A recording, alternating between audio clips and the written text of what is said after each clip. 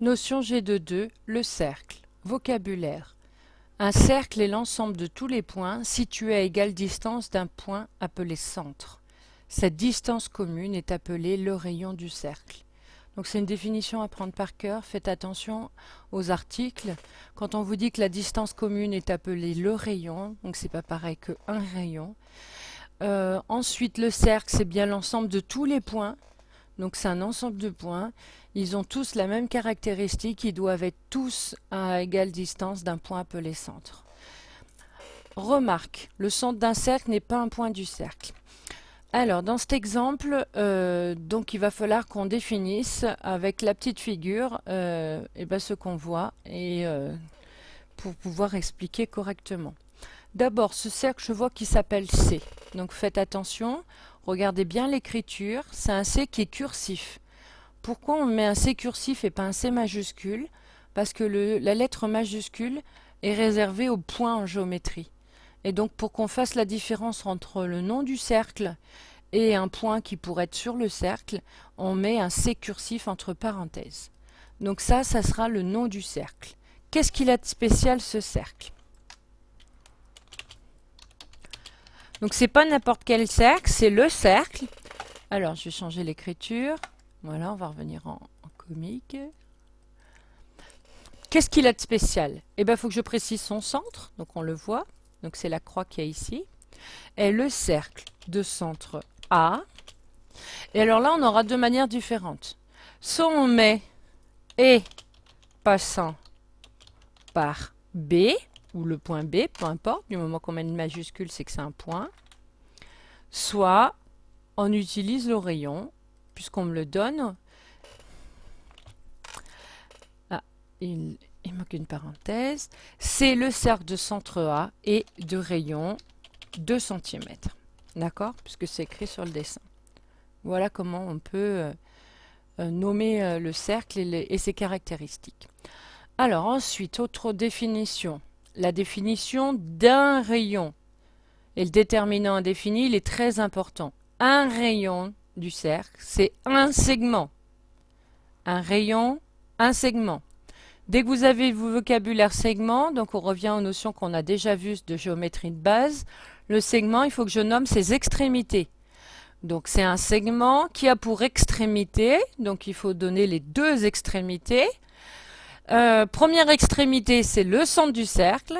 Deuxième extrémité, un point du cercle.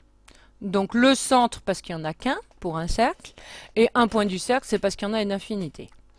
Donc il suffit que je trouve le centre du cercle, un point du cercle, et que je sache écrire un segment.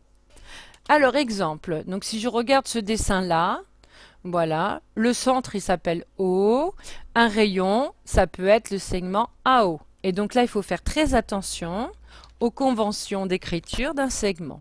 AO est un rayon.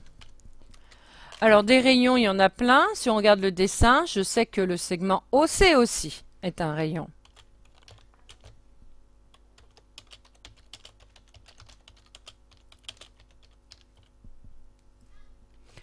On en a d'autres, on aura aussi le segment OB par exemple. Il est dessiné sur la figure. Ensuite, vocabulaire, le rayon. Vous voyez que le déterminant a changé maintenant, c'est un article défini. Le rayon est la longueur de tous les rayons. Attention, du coup au niveau géométrique, ça ne va pas se noter pareil, puisque c'est une longueur. Une longueur, ça se note avec des lettres majuscules, mais sans crochet. Donc par exemple, OA est le rayon du cercle. Donc quand on nomme un rayon, étant donné que c'est une longueur, on peut essayer d'écrire que OA ou le rayon du cercle est de 3,5 cm ou encore écrire que OA égale 3,5 cm. Ensuite, une corde. Donc la définition, une corde. donc article indéfini, ça prouve qu'il y en a plein des cordes. C'est un segment, donc il va falloir que je le note entre crochets. Si il y a le mot segment, c'est qu'il va falloir que j'explique ce que sont ces deux extrémités. Donc qui a pour extrémité, cette fois-ci, deux points du cercle. Donc si je regarde ici, il y a une corde qui est tracée, c'est la corde EF. BC, c'est aussi une corde, mais une corde particulière. On le reverra après. Donc on met exemple. Donc comme c'est un segment, ça se note entre crochets. EF est une corde. Attention, il y en a plusieurs. C'est bien une corde et pas la corde. Autre point de vocabulaire, un diamètre. Donc c'est comme un rayon. Attention à l'article indéfini. Donc qu'est-ce qu'il a de spécial, ce diamètre? C'est une corde qui passe par le centre du cercle. Donc regardez bien ici. Je vous ai dit que BC c'était une corde. On voit qu'elle passe par cette corde par le centre du cercle. Donc c'est ce qu'on appellera un diamètre. Donc ça c'est la première manière de le dire. Une corde qui passe par le centre du cercle. Deuxième manière. Cette corde c'est aussi un segment puisque les cordes sont des segments. Et qu'est-ce qu'il a de spécial? Il a pour extrémité deux points du cercle et qui passent par le centre du cercle. Donc c'est plus long comme deuxième définition. La première utilise le vocabulaire corde. Donc comme une corde c'est un segment qui a pour extrémité deux points du cercle, ça vous évite de l'écrire dans la définition. Ensuite cette corde, il faut bien sûr qu'elle passe par le centre du cercle pour avoir un diamètre. Donc ici sur le dessin, on n'a qu'un seul diamètre, donc c'est le segment BC. Donc faire très attention, c'est pour ça que je l'ai souligné dans la définition.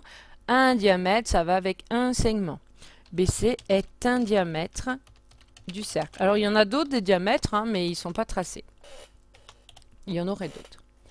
Ensuite, le diamètre, donc comme pour le rayon, quand on passe à l'article défini, ça va nous définir la longueur. Donc le diamètre est la longueur de tous les diamètres.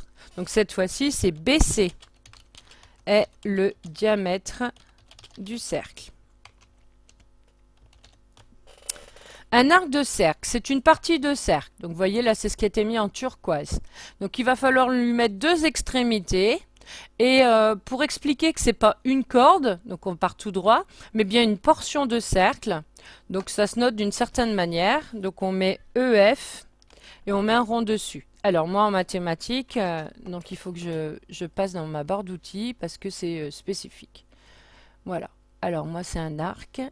Hop là. Et il s'appelle, on a dit que c'était quoi? EF. Hop là. Et donc, vous voyez, il y a le petit rond dessus. Donc, c'est bien EF. Donc, pareil, des arcs de cercle, il y en a plein. Donc, c'est simplement un arc de cercle.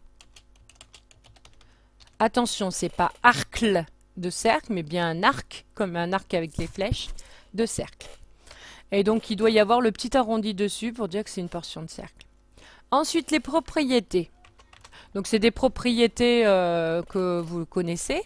Première propriété, le centre d'un cercle est le milieu de tous les diamètres. Donc, du moment qu'on a un diamètre et qu'on a le centre, on peut coder le fait qu'il y ait deux longueurs égales puisqu'il y a un milieu. Conséquence, le diamètre, donc c'est le diamètre, donc c'est une longueur, c'est le double du rayon. Donc, petit d égale 2 fois r.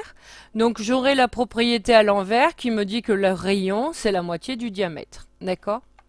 Et la deuxième propriété, si je connais un point sur le cercle C, là il manque les parenthèses, de centraux et de rayons O, hop là. Donc je connais du coup la longueur du centre au point du cercle, je sais que c'est égal au rayon.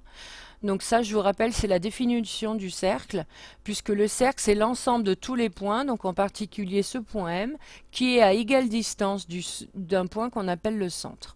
Et cette distance, c'est bien le rayon. Donc ça, c'est bien la longueur, et c'est égal au rayon donné. Donc ici, dans l'exemple, j'ai un cercle de centraux et de rayon 2. Je sais que M est un point du cercle C. Du coup, je vais pouvoir en déduire une longueur. On peut alors en déduire que la longueur O du centre jusqu'au point M, ça est égal au rayon, donc 2 cm. Donc ça peut être utile dans certains exercices. Voilà, cette notion est terminée.